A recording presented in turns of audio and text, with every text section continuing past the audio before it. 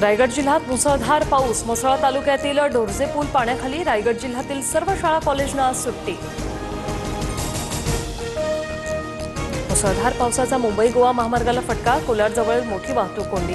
खड्ड्यांमुळे रस्त्यांवर पाणी साचल्याने वाहतुकीला अडथळा। रात्रीपासून कोकणात पावसाची धुवाधार बॅटिंग। संगमेश्वर तालुक्यातील मागजन बाजारपेठेत पुराचं पाणी, तर मंडणगडमध्येही जनजीवन विस्कळीत। 4 दिवसांच्या विश्रांतीनंतर पुण्यामध्ये जोरदार पावसाला सुरुवात। पुढील 2 दिवस पुणे शहर आणि परिसरात पावसाचा जोर वाढण्याचा अंदाज। मुंबईसह उपनगरांमध्येही पावसाची हजेरी। कांदिवली, बोरिवली, मालाड आणि अंधेरी या भागात सकाळपासून पाऊस। कोयना धरणाचे 6 दरवाजे उघडले। धरणातून 5000 क्युसेकने विसर्ग सुरू। धरणात पाण्याची आवक वाढल्याने निर्णय। मोदींच्या मंत्रिमंडळात लवकरच फेरबदल होण्याचे संकेत। काही जुन्या मंत्र्यांना दूर करून नव्या मंत्र्यांना संधी दिली जाण्याची शक्यता। शिवसेना राष्ट्रवादीला संधी मिळणार का याकडे लक्ष।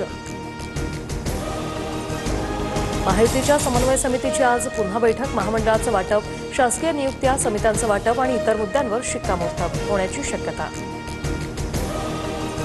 महाराष्ट्राच्या हितासाठी ठाकरे बंधू एकत्र बसून निर्णय घेतील। उद्धव ठाकरे आणि राज ठाकरेंची युतीबाबत विधानं सकारात्मक। संजय राऊतांचं वक्तव्य। भाजप खासदार निशिकांत दुबेंना अब्रू नुकसानीची नोटीस। मराठी संदर्भात केलेल्या वादग्रस्त वक्तव्यानंतर मनसे नेते सुदाम कोंबडींकडून नोटीस। स्थानिक स्वराज्य संस्थांच्या निवडणुकीत भाजप नंबर 1 चा पक्ष ठरला पाहिजे। बैठकीत फडणवीसांचा आमदारांना कानमंत्र, सूत्रांची माहिती। भाजपच्या 30 आमदारांना आरएसएसचं मार्गदर्शन। हिंदुत्वाचा विचार जास्तीत जास्त जनतेपर्यंत पोहोचवला पाहिजे, यासाठी काम करा, संघाच्या आमदारांना सूचना। पवारांच्या राष्ट्रवादीची आज सर्वसाधारण सभा। सभेला पवारांच्या राष्ट्रवादीचे सर्व नेते उपस्थित राहणार। या बैठकीत महत्त्वाच्या विषयांवर चर्चा होणार। प्रवीण गायकवाडांना झालेल्या मारहाणी प्रकरणात आरोपींविरोधातील कलमांमध्ये वाढ। घातक वस्तूने गंभीर दुखापत केल्याचं कलम वाढवलं।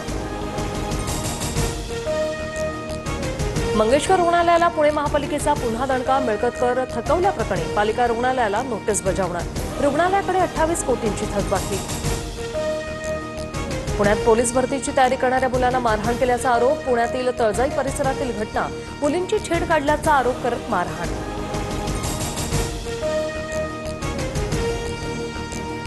वैष्णवी आगवणे हुंडाबळी प्रकरणात पोलिसांकडून 1676 पानांचा दोषारोपपत्र सादर।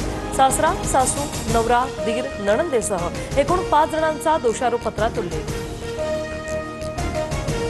कोल्हापूरची आंतरराष्ट्रीय नेमबाज राही सनोबत 8 वर्ष पगाराविना।